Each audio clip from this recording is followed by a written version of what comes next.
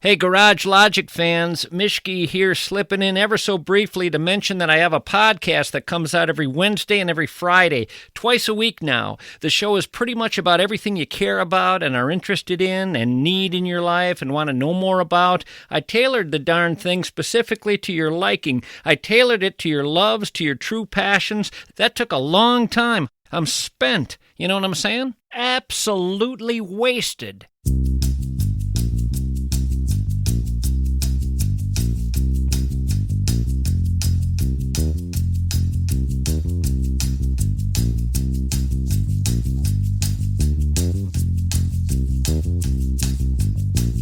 Go ahead. Make my day.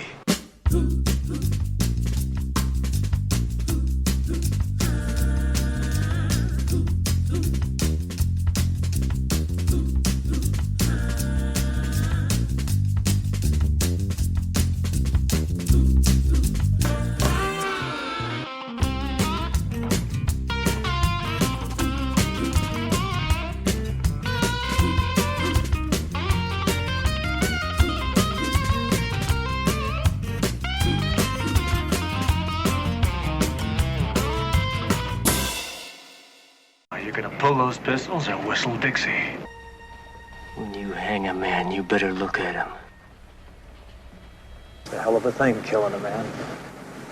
Take away all he's got and all he's ever gonna have. Yeah, he's got to do something for a living these days. Dying ain't much of a living, boy. You're a man who makes people afraid, and that's dangerous. Well, it's what people know about themselves inside that makes them afraid. You see, in this world, there's two kinds of people, my friend. Those with loaded guns, and those who dig. You dig. Welcome to the program, folks. Good to have you here with me. I have a guest this hour, Sean Levy, who has written a wonderful biography on Clint Eastwood, the man and the movies. He has done equally wonderful work with other Hollywood greats, Paul Newman, Jerry Lewis, the Rat Pack. Welcome to the program, Sean Levy. Wonderful to have you here. Thanks so much. As we learn in the book, Clint Eastwood, the man and the movies, very difficult to separate the movies from the man. You did not fall in love with the man you wrote about when you did the book on Jerry Lewis. Not a fella you found to be the most warm and fuzzy, loving, kind, decent human being. You struggled with that one, and as you have said in the past, when you do these biographies, these deep dives, you got to live with these guys every day. You got to live with them in your head. You had Clint Eastwood in your head of late. What was it like having him in your head day in and day out, week after week, month after month? There were better days and worse days. I decided to write the book as a sort of balanced between the life and the work, because if I focused only on the life, there's a lot of sour notes in it. His relationships with his women partners, with his business partners, have been prickly and sometimes ghastly. And I just felt like if I gravitated too much to that, I would be living it. And it is a lot to have in your head. I resolved after Jerry Lewis that I was never going to write another book about someone who was so difficult as a human being. And I've written books about people who are difficult subjects, Clint Eastwood, Robert De Niro, difficult in the sense that their work choices are sometimes really dubious, and some of their personal behavior is nothing I would be proud to sign my name to or be proud if I'd heard that my sons did it. But I came to admire Clint a great deal by focusing on what I saw as the essential fact of his life. And you sort of touched on it in the introduction, which is that at core, he is a filmmaker. He is a creative artist. This is a man who has been directing movies since 1971 and had a film come out last year when he was 94 years old, and has been performing since 1954. And he's rarely gone more than a year or two gap between being on screen or being behind the camera in 7 decades. That's just remarkable. And when you realize that that in itself is a life story, then it becomes a little easier to live with a fellow who, cheated on partners and fired business partners without, clear cause. So it was a balance, but I think over the years I've learned how to do that balance. You got a wonderful review of your book from A.O. Scott in the New York Times. He starts out talking about looking at the cover of your book and thinking to himself as he stares at that photo of Clint Eastwood, well, they don't make them like that anymore. And then he says, wait a minute, they never made another one. That was the only one they made. There weren't a slew of Clint Eastwoods. There is something wholly unique about the man. He doesn't remind me of anyone else. Yeah, I mean, when he was coming up in the 50s, when he was on Rawhide on television, people would compare him to Gary Cooper because he was tall and thin and not very loquacious. Of course, over the years, he got compared to John Wayne, who was the premier American cowboy movie star before Clint Eastwood. But neither of those guys directed 40-plus feature films and won 2 Best Picture Oscars. For that matter, Steven Spielberg and Martin Scorsese haven't won 2 Best Picture Oscars. And Clint's time at the top, beginning in the late 1960s, early 1970s, he was the longest running #1 actor in motion picture history.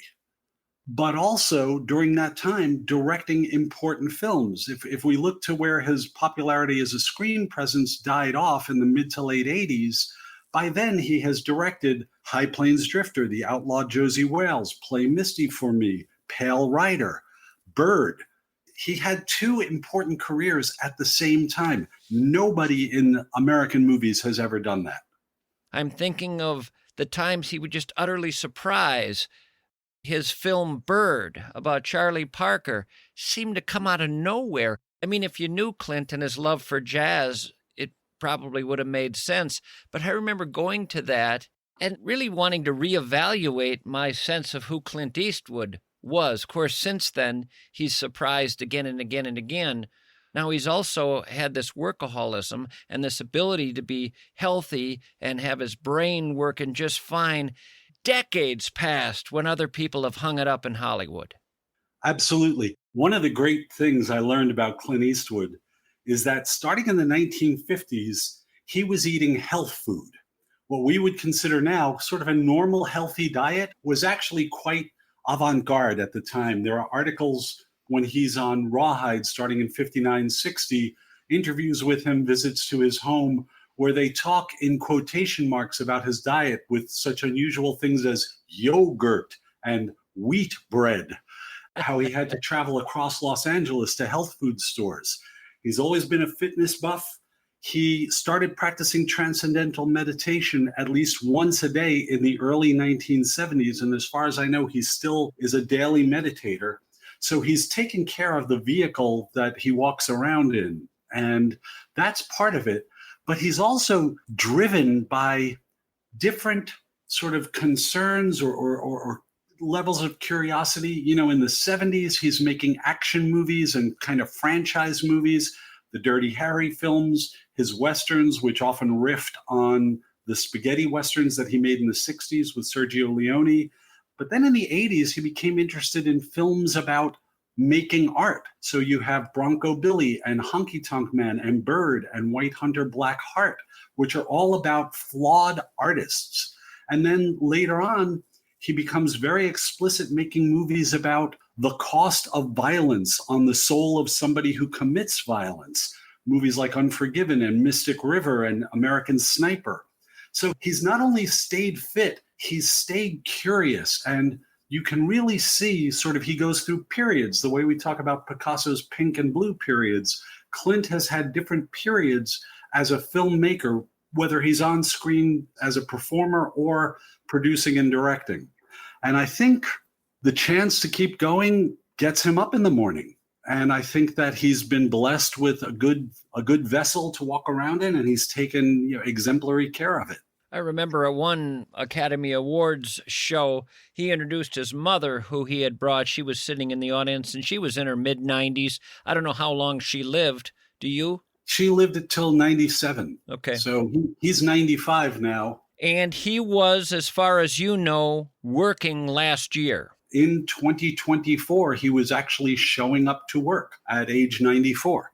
If we go back to the early days of Clint Eastwood, he is growing up on the West Coast. He's moving from place to place. He's born in 1930. He has that classic Depression life with a father having to find work where he can, and the jobs don't last, and he moves around a lot. Yeah, I think one of the essential characteristics of him as a man and as a filmmaker is that during his youth, preschool years through grade school, the family moved a bunch of times, which meant that he had no steady friend group.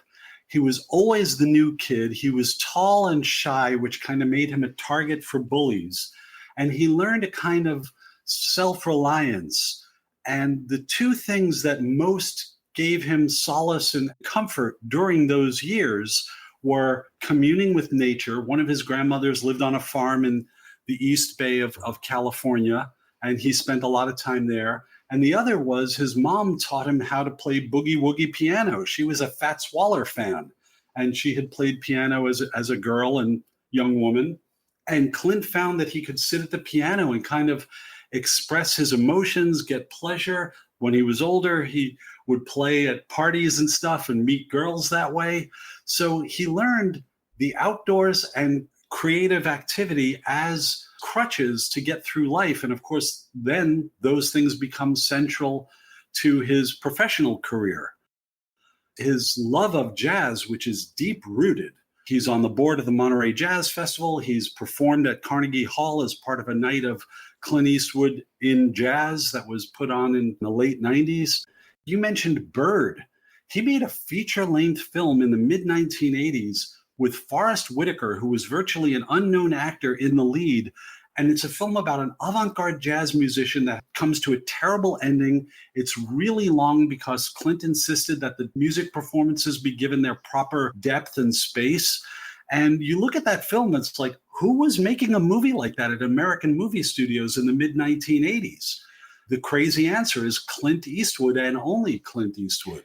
I think you get to that because you trust only yourself.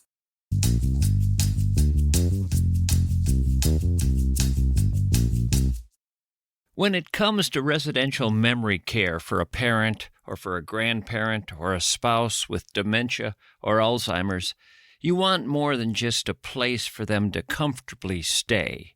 You want a place that will understand them. At the Wellshire, your loved one isn't just another resident. A loving, dedicated team provides personalized attention around the clock. The Wellshire's approach is rooted in structure and routine, reducing stress, enhancing well-being. There are life enrichment programs daily from 9 a.m. to 8 p.m. They ensure meaningful engagement every day of the week. Tour the Wellshire of Bloomington and Medina. See how they can support your family with exceptional care and deep compassion. Have you ever looked at your financial picture as you move toward the years of retirement and said to yourself, what is going on with my money? It is not dancing, or if it is dancing, it's drunk. It doesn't know what it's doing.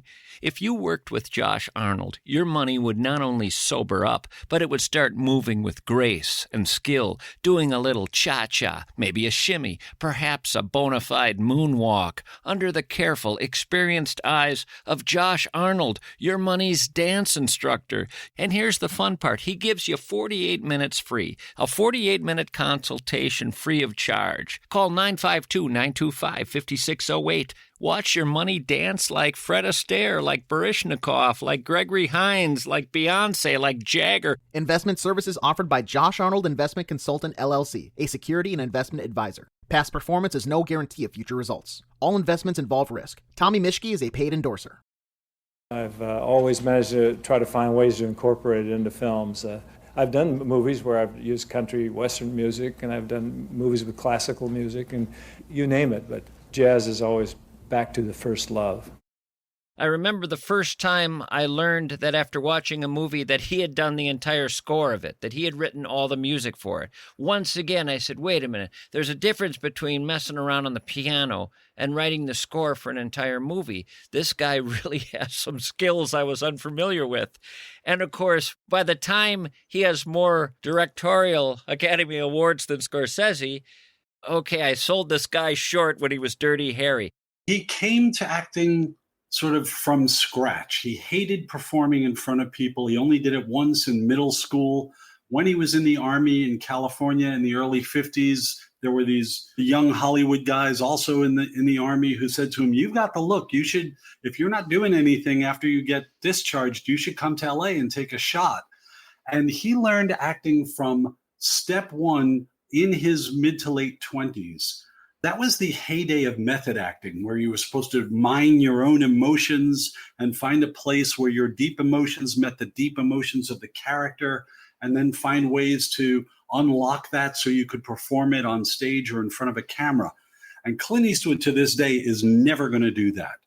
But he did have an inspiring acting teacher who taught him the precept, don't just do something, stand there.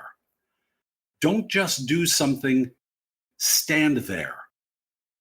And Clint learned a couple of things from that. One is if you stripped down the performance, you could actually convey a lot of emotion with glances, with little flicks of the facial muscles, with your posture. And he learned that you could say less because the camera would do the talking for you. He clearly prefers that spare style. He's famous for cutting lines that his character has. He's famous for telling people, just be there, the camera will do the work. And at first, that looks like a lazy job of acting. You know, we wanted the Brandos and James Deans and Jack Nicholsons and De Niro's, the very emotive and expressive. But if you look back at the spaghetti westerns and the first Dirty Harry, maybe the first two Dirty Harry films, there's actually a lot going on. It just doesn't look like he's doing much. And when you zoom in and look at him, he's expressing a lot. For instance, you would not want to be either of those guys. They're living with a lot of pain. They're isolated. They're outside any sort of community or society, and they're drawn reluctantly into violence. Brando and Dean are so emotional. I just have a scene in my head right now of James Dean in Rebel Without a Cause going nuts with his You're father. tearing me apart. Yeah, I just got that in my head. And then I have Brando in Streetcar Named Desire yelling for Stella. And you're never going to get anything like that out of Eastwood. And I'm trying to get in my head that that's okay. And when I say okay, I mean that there's another way to do it that's just as good. He's a better director than he is an actor. He earned those Academy Awards for directing.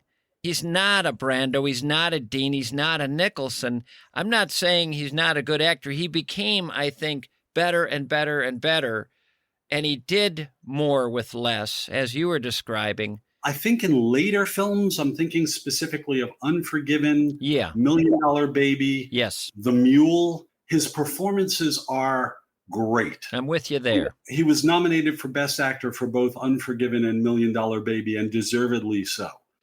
His filmmaking ability, his ability to do wondrous things with a film that he's in charge of, put him up there with some of the great directors of all time. I think he's just extraordinary in that regard. And I also am very impressed with what he's able to do musically and his appreciation for music and how much of how he directs feels like music. The spontaneity of jazz and the spontaneity of the way he shoots, the idea of one take. And if there are mistakes in there, what did Meryl Streep say? For Bridges of Madison County, he used all the takes that had mistakes in them. Everyone that had a mistake, he kept in. He says that's what life is like. Life has mistakes in it. He's okay with mistakes if the scene works. He likes to work fast. He likes to film first takes. And actors love that because you could give it all on the first or second take because you knew he wasn't going to give 20 takes. So You didn't have to leave anything in the tank. If you had a very emotional scene, you could really dive in at the first go. Hasn't he done his best work after the age of 70? He made Unforgiven when he's about 62. And Post 60 then, post 60. Here's a run of 4 films he made in his early 70s. Mystic River. Great. $1 Million Baby. Great. Simultaneously, 2 films about the battle for Iwo Jima, Flags of Our Fathers and Letters from Iwo Jima, one in English, one in Japanese. All of that in about 5 years. Go look at the filmographies of Scorsese and Spielberg. Those guys can go 5 years between 2 movies. This guy in his 70s made 4 movies, all of which are considered significant. Even in his 80s, The Mule and Sully and American Sniper, those are significant films. There's no way around it. It's just remarkable. When he was shooting Flags of Our Fathers, he was saving shots for this other film, right? That's right. Letters from Iwo Jima. And again, this is Clint Eastwood we're talking about, not some woke liberal filmmaker. Clint Eastwood realized, I thought the Japanese were inhuman, and now I read about what their lives were like and the letters they wrote home and how they defended Japanese soil. And I realized that these people deserve the same dignity as the Americans that I'm making a movie about, and that's what inspired the second film. I had as much surprise when Clint Eastwood wanted to make a film from the Japanese perspective on Iwo Jima. I was just stunned that he was doing that. That was a guy wanting to explore an area that could not have been something that was going to win in popularity contests, but artistically, it was an extraordinary step, and I would have liked to have known what was it like on the Japanese side. What were they telling themselves? What were they telling each other? What was the story they were saying about these Americans coming in? What were their stories about their families? I would have been curious about all that, but I would not have expected a guy like Clint Eastwood to give me that perspective. He surprises, and I delight in any artist. In fact, my greatest criticism of any artist, they never throw me that curveball. They never take that risk. So Eastwood has impressed me again and again. But there was a time, say 30 years old, when everybody in Hollywood could have understandably said, well, that guy's not going anywhere. Yeah. When he got out of the Army, moved to Los Angeles around 1954 or so, he was signed to a contract by the Universal Studios Acting School. And he was in movies like his debut film is the sequel to The Creature from the Black Lagoon. He was in Tarantula, Lady Godiva of Coventry, just terrible movies. And Universal eventually cut him after 2 years, and he kept at it. He kept getting little parts on forgotten TV shows and terrible films. And he was doing manual labor, digging swimming pools in the San Fernando Valley with a shovel on a crew and trying to get going in acting. And then, like winning the lottery, he got the role on television in the Western Rawhide that ran for 7 seasons. It's funny, he did 217 episodes of Rawhide, and that was an hour-long program. That's longer than all the movies he appeared in combined. Like, he had an entire career as an actor on Rawhide alone. And nobody, there were a few actors who had leapt from television to the movies, James Garner, Steve McQueen, but his first step was not to appear in a Hollywood movie. His first step was to go to Spain and Italy and make a Western. That was so embarrassing, he didn't even tell people in the United States that he was making a Western in Spain during his summer vacations from Rawhide. So everything he did until those movies debuted in the United States in 1967, all 3 in 1 year, was run of the mill. He was like Kleenex. There were so many actors who could do what he did. He had such a meteoric rise after that people had to sort of dismiss him in order to explain him.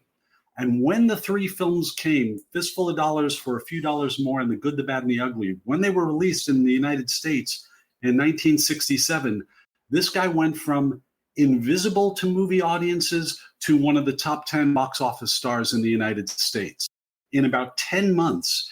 When this surprisingly jettisons Clint Eastwood into stardom. And I say surprisingly because Clint Eastwood was not expecting this. This is not why he went to Europe, why he made these films. When he explodes, what's his reaction? Well, this is an essential moment in his career and an absolutely typical one. The first thing he did when all these movies were made and he came back to the United States was to form his own production company and decide to make his own movies. Most of the movies that he made between 1968, when he was back in the States permanently, and today are produced by Malpaso, his production company, which he formed in 1968, which basically functions as an independent film company on the Warner Brothers lot using Warner Brothers financing and distribution, but basically working as an independent filmmaker. So even though he could make $1 million a picture appearing in big budget films, he preferred to work smaller and faster and on things of his own choosing. Ultimately, he is a man who craves independence. Don't fence him in, for better or worse in his case, because he gets married the first time at what age? About 23, 24. Now, I don't know how many times in America you could have heard the term open marriage back then. I don't know if anybody talked that way, but he supposedly had one. He was such a womanizer. He and Maggie Johnson married in late 53, 54. I can't recall off the top of my head. They didn't have children until the late 60s. By that time, Clint had a baby with a woman who worked on Rawhide and was an open secret among the Rawhide cast and crew that he was the father of this woman's child. He had several significant relationships. He talked in interviews sort of obliquely about Maggie knows not to put chains on me and we're not into the whole possessiveness thing. She was not as explicit about it. And then in the mid-70s, he began a very open relationship with Sandra Locke while he was still married to Maggie. And that lasted 10 years. And during that time, he was married for about 5 or 6 of them. He's on the cover of People magazine with her while he's still married. That's right. And they were denying that they were having a romance, and they were clearly having a romance. He talks about his sexual dalliances as kind of an addiction, like needing a cigarette. Yeah, and he doesn't talk like that until he's in his 60s and married the second time. And that relationship wound up, souring. They divorced after 10 or 15 years. And I think he just, at that moment in his life, came to accept who he was and always had been. His frankness post facto doesn't mitigate the hurt he caused in the years. And I know that Maggie didn't talk about it very much, but she had to know about it. Then there's the children. He's not exactly a big fan of birth control. I mean, the kids are popping out all over the place. We don't even know how many kids he has, right? He has 8 acknowledged children by 6 women. There was a woman he impregnated before he was married. He did not know about that child until he was in his 50s. There's some speculation that he paid her some money so she could have an abortion. That's not proven. There's some speculation that he knew, and that's why he left Seattle, where his parents were living at the time. That's not proven. But he did not know about the child until she was a grown woman with a family of her own. He had the baby with the woman who worked on Rawhide. He had 2 with Maggie. Toward the end of his marriage with Maggie, while he was involved with Sandra Locke, he had a girlfriend in Carmel. He had 2 children with her. He had a child with the actress Frances Fisher, whom he never married. And he had a child with his last wife, Dina Ruiz. I will say this about Clint. He's not a great partner. He's a great dad. No, hold it. Are you telling me these kids that were coming out all over the place, he was around to help raise them? He made sure they were okay. If their moms were having trouble and when the kids were teens and were acting out, he'd be there. The kids are all around him today. Now, I've written about Jerry Lewis, who had 7 children Robert De Niro, who has a very similar history of partners and children. In Jerry's case, he was not around for the children. In De Niro's, he was. And it helps me understand the people they are. I can't maintain a relationship with this woman, but these are my children, and that matters to me, and I'm going to be there for them.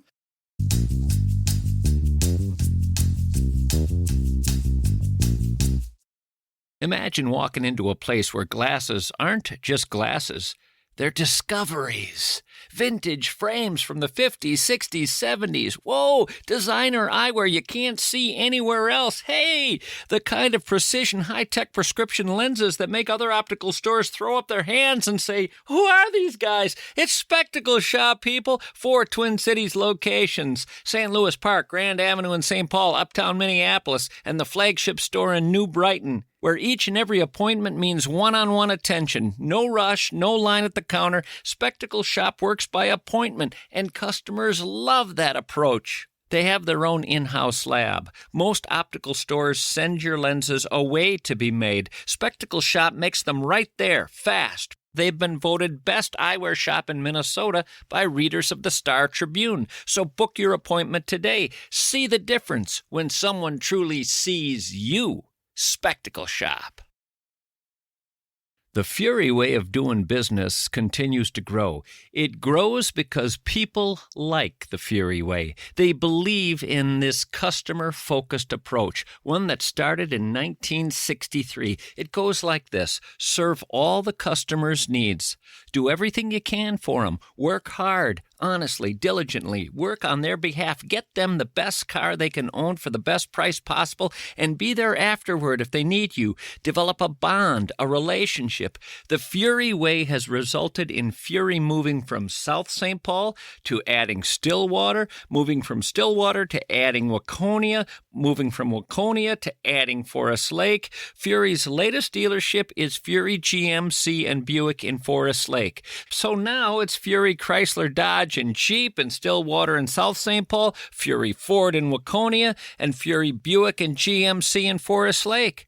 Have you experienced the Fury way? Find out why multiple generations only get their cars from Fury. There's no going back to what you've known before. Ever notice how you come across somebody once in a while that you shouldn't have f***ed with? That's me. Here's another time that a curveball was thrown in the life of Clint Eastwood for me. He comes across as a cool cucumber. It's not surprising he does transcendental meditation once or twice a day. He's got this vibe like he's just kind of coasting on this cool vibe, not easily rattled. And then you read that someone parks in his parking spot at Warner Brothers one day, some woman who didn't know that's Clint Eastwood's spot, and Clint pulls up and decides that he'll ram this car repeatedly in a rage. Now, if you told me he was hammered, okay, maybe, but just coming to work, there's a woman in your parking spot. It's not a big deal. What's going on there? He does feel entitled. I might have said, hey, that's my spot. I like my spot. I want my spot. That's my spot. But not only does he doesn't he have to be held back from taking a baseball bat afterward to it? Yeah. He's out of control. I can't excuse or defend what he did. I just found myself wondering, is there something that gets triggered from his childhood when you park in his spot? Because that level of anger, you don't see. It's very odd. Now, he has that kind of anger in him if you do anything that smacks of betrayal. And Sandra Locke certainly found that out. She was one of the only women to ever really stand up to him. That's right. When their relationship ended, they had bought a home together. He had permitted her to choose the home, to decorate the home, to sort of make the home.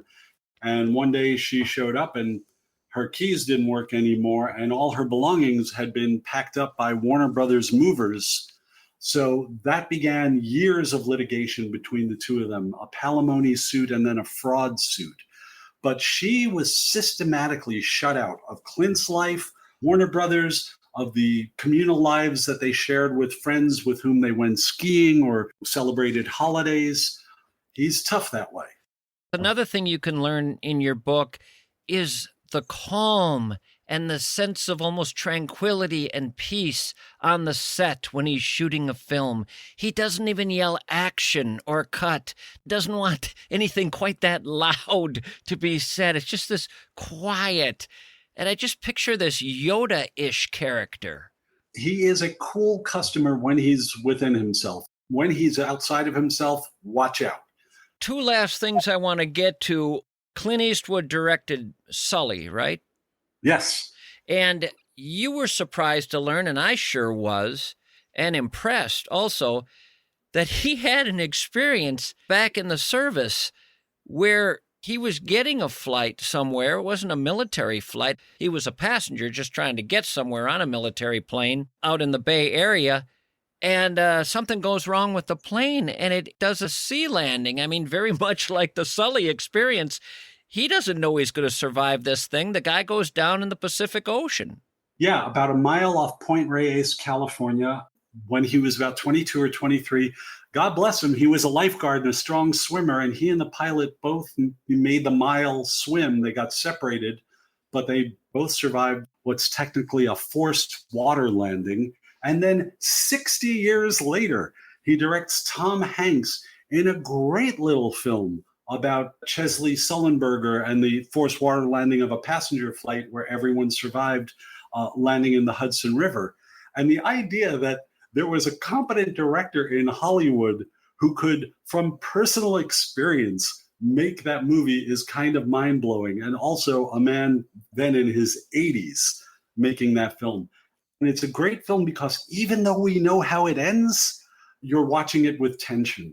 That's a hard thing to accomplish. He did not want to go in and fight the Koreans in the Korean War. Like a lot of guys who present an image on screen, he wasn't rah, let's go in and get those guys during the Korean War. He was looking to get out of it, and he found a way. Yeah, he was drafted. He was eligible for the draft. He was not a college student because he didn't even have that much direction in life. But he found a job that he could do on base, which was he was a lifeguard and swimming instructor. So he didn't go with his fellow troops to fight. You know, he's not bloodthirsty. This is a guy who in 1968 signed a petition against handguns after the King and Kennedy assassinations of 68. He was one of many public figures signing a petition for better handgun regulation. And decades later, he supported the Brady Bill for handgun control. You know, he plays a character and we associate it with him. But even, as I say, even if you look at those original bloodthirsty characters, the Man with No Name and Dirty Harry, you see that violence takes a toll on them. And then later on with Unforgiven and Mystic River and Flags of Our Fathers, we're explicitly shown these men have committed acts of violence, justified or not, and their lives are ruined. Yeah, and this brings me to the last thing I wanted to address, which was his politics. There's the famous scene at the 2012 Republican National Convention of Clint speaking to the empty chair, and the empty chair is supposed to represent President Barack Obama. Just before our interview, I had to watch that one more time to see if my memory was clear. It's an odd and unfortunate moment in my mind in that I think if he wanted to give a speech where he wanted to make the point that Mitt Romney is the better choice, he could have crafted something that A, might have actually helped Romney, and B, might have made him look a little better. I'm not sure what he did accomplished either. I don't know that it helped Romney, and I don't know that it helped him. He said later, well, that's what you get for asking a guy like me to do something like that. You know, they won't ever do that again. But what an odd moment. And I know that he didn't script it. And I know he didn't talk to anybody about it. And I know they didn't know what he was going to do.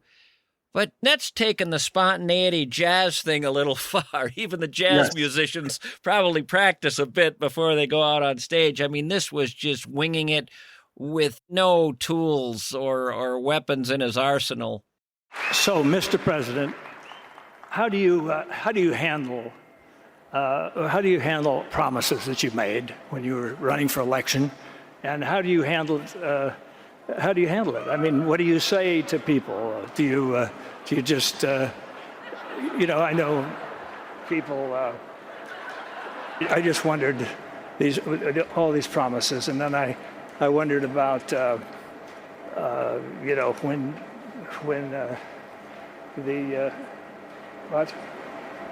what do you want me to tell Romney? I can't tell him to do that. Can't do that to himself. The Romney campaign did not vet his comments. They didn't even make it clear to him that they wanted him to speak for only 5 minutes. So he speaks for 12, 14 minutes. He barely mentions Romney for the first 8 or 10 minutes. And he has an applause line, and the camera pans. We see Paul Ryan, the vice presidential nominee, and his wife, and then Ann Romney, Mitt's wife. And Ann Romney does not look happy. While he's on stage, Clint praises some of Obama's policy choices, which is absolutely unheard of at a political convention. And he does this thing, it's a doddering old man kind of moment. He's not a doddering old man, but he appears that way. He does. Then look at how many years he has after that. But I was worried just watching it. I was actually worried. Going, boy, this guy doesn't look well. And when I look back at the news accounts, the contemporary news accounts, because I watched it when it happened, and, on the day, there were commentators in the immediate aftermath of that speech who suggested, these are commentators on the right, on Fox News, right-wing newspaper columnists, suggesting that he was flying under false colors, he was actually an Obama supporter, and he'd come to the convention to sabotage Mitt Romney. And there's evidence of that in that speech. It's crazy. He does make it clear in that speech that he thinks the country needs a new direction, and he thinks Romney is the guy. He talks about the unemployment. But I agree, he also praises Obama in a couple of instances. Even the chair was improv. He thought of the chair while he was walking out on stage, and the stagehand who put it out there told a newspaper, I thought he was going to sit down to speak. I had no idea what he was going to do. Politically, I think what you say in the book is he's libertarian. He clearly has been somebody who has gone against the grain of Hollywood, but he comes across to me as a real middle-of-the-road guy. He's a businessman. He has been involved in a lot of businesses. Like so many businessmen, he gets really annoyed at the amount of government regulation with business. There's a lot of things that sound like a lot of people I know when I hear him talk in these areas. It comes across as so unusual because he's a Hollywood guy. Yeah, he is, and he isn't a Hollywood guy. Like I say, he's made his home in Central California for 60-odd years, and he's only made 3 or 4 films entirely in Los Angeles. As much as possible, he avoids what we think of as Hollywood, living in Beverly Hills or Malibu and making all your movies on the studio and, rubbing elbows at the Hollywood hotspots. It's just not who he is. So I think and I do think of him as a libertarian. He favors business, light regulation of business, but he also favors individual rights, queer rights, women's equality in pay and in responsibility. He believes in climate change mitigation. He's a wildlife conservationist.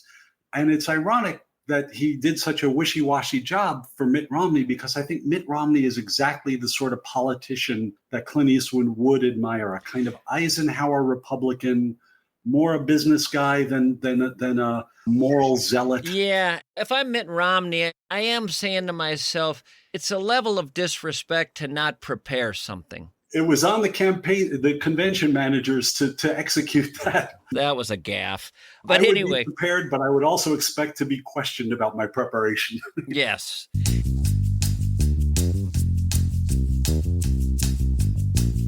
It's called North American Banking Company, but it does not cover all of North America. Nope, it's a local community bank, a small bank with a big name, North American Banking Company, a small bank with a big heart. Community banks are different, people. They're locally owned and operated. They provide banking services to individuals, to families, to small businesses, to farming communities. Community banks are more personal. They're more relational. They're more approachable. They're more open than the large national banks. It's what you want because you too live in a community. You're not a national thing. You're a local thing. North American Banking Company is local. 6 Twin City locations that all focus on building strong relationships with customers. They make lending decisions based on individual circumstances. They don't rely solely on credit scores or automated underwriting. Talk to a banker who's a friend, not a corporate machine. Remember their name, North American Banking Company. North American Banking Company. Member FDIC, Equal Housing Lender. MSP stands for Minneapolis-St. Paul Plumbing, Heating, and Air. Think about those 3 services they offer there: plumbing, heating, air conditioning. You're going to say to yourself, okay, why them? Why MSP? Well, look at their reviews. Read their reviews. Verifiable 5-star reviews online, one after another, after another, after another. 5 stars. Don't believe me. Read what people say. Or how about that MSP has been handling plumbing, heating, and air work for their customers for over 100 years? Over 100 years. Do you know any business that can say that? Third, they guarantee your satisfaction. MSP guarantees your satisfaction. They don't make that claim lightly. You have nothing to lose by calling MSP and having them take a look at your plumbing, heating, or air conditioning issue. MSP, put them in charge of your comfort. To some people, I represent a dying individuality. I feel there is a crying out for individuality. I feel that because of the intellect of the human race, we bogged ourselves down in such bureaucratic nonsense that it seems like we've made life much more complicated than it should be. I don't have a lot of brains, but I have a good gut feeling. I'm certainly not a person who's of high scholastic learning, and I feel that what I am today, where I've gone today, have been based mostly on instinct, animal instinct. In the wonderful review you got in the New York Times, A.O. Scott says, "I'm not sure how I feel about Clint Eastwood." Are you? I have a strong idea of him in my head, and I say in the introduction very clearly, I'm glad I wasn't a woman in his life or an employee who failed to meet some standards that may or may not have been expressed to me. Barring that, he's a pretty easygoing guy. And I feel as a filmmaker, he's a vital link between, golden era Hollywood and contemporary Hollywood. I think he's a Mount Rushmore performer of genre films, but Bridges in Madison County, $1 Million Baby, The Mule, these films don't fit any genre that we associate him with, and yet he's done great work there. I admire him, but I'm glad I'm admiring him sort of at a little bit of a remove. I wrote a book about Paul Newman. I wished I got to hang out with Paul Newman and talk with him. I don't know if I feel the same way about Clint Eastwood, but I do respect and admire a great deal of his work and many of his choices, but not all of them. You brought up Bridges of Madison County. That may be one last curveball that he threw me that I didn't see coming, where I just said, wait a minute, I got to see this just to see if he can pull this off. Opposite Meryl Streep, this romantic kind of film that women all over America have fallen in love with. He's going to play this guy. I got to see this. I was very intrigued by the fact that he even took that on. I would have expected him absolutely to get somebody else. He hit the ball really hard on that. There are scenes with him and Meryl Streep. I mean, he's going toe-to-toe with the greatest American screen actor of that moment. And he's absolutely occupying the screen with her. Part of it is that he's iconic, but part of it is that they're in that zone that he creates on the film set. It's quiet. It's all dedicated to the fragile little moment that they're trying to capture. I go at length in the book. There's a scene where they're discussing their inability to have a future together, and a fly lands on Meryl Streep's arm. And she doesn't swat at it, and the director, Clint, does not say cut. They go ahead and they do the scene. And that, to me, felt like so intimate and so real. And he doesn't blink. He's with her every inch of the way. And I don't know if it's possible to praise his ability to be inhabiting the screen more than that. You have said there won't be another guy like Clint Eastwood, and part of the reason is there won't be another time again like the last 70 years. He's a product of his time in so many ways, and the opportunities and what he did with those opportunities and the way the culture was and how he shaped the culture, all of that is about a time that's gone. Yes, I think that's absolutely true. And going back to the New York Times review, Tony Scott made the brilliant observation that you look at this career and it's as if John Ford and John Wayne were the same person, or Steven Spielberg and Tom Cruise were the same person. We just don't allow for that anymore. It couldn't happen now. The idea that you could do it on a small scale, even though you're a superstar, is kind of anathema to the way we think of things now. Just sort of the handmade quality of filmmaking, of music making, of acting that Clint Eastwood represents is no longer practiced widely, only by people who came up when he did, and they are a dying breed. Folks, I want to encourage you, if you enjoy reading about these kinds of people, these larger-than-life people, these extraordinary people like a Paul Newman, like the Rat Pack, like Clint Eastwood, like Jerry Lewis. Sean Levy has done so much good work. I like your style. I like how you write. I like the insights you have. So there's this book for sure, his latest, Clint Eastwood, The Man and the Movies. But the nice thing about the subjects you write about is there is no freshness date on it. They're always going to be interesting because these people did live and their stories are real and they're worth reading about. And they're fascinating people, all of them, all the different people you've written about. Oh, I'm so grateful, and thank you so much. You know, I started on Jerry Lewis and my experience was so awful. I was like, I'm going to write a book that will be the definitive book until this guy takes his oars out of the water. Not the last word, but a definitive word. And I feel like there's more than one book on Clint Eastwood, but mine can stand alongside any of them, as if you want to know everything, it's all in one spot. Thank you so much, Sean. All the best going forward. Thank you so much. It's been a great chat. And that's about gonna do it for this show. Thank you all for hanging out with me. We'll do it again real soon. So long for now.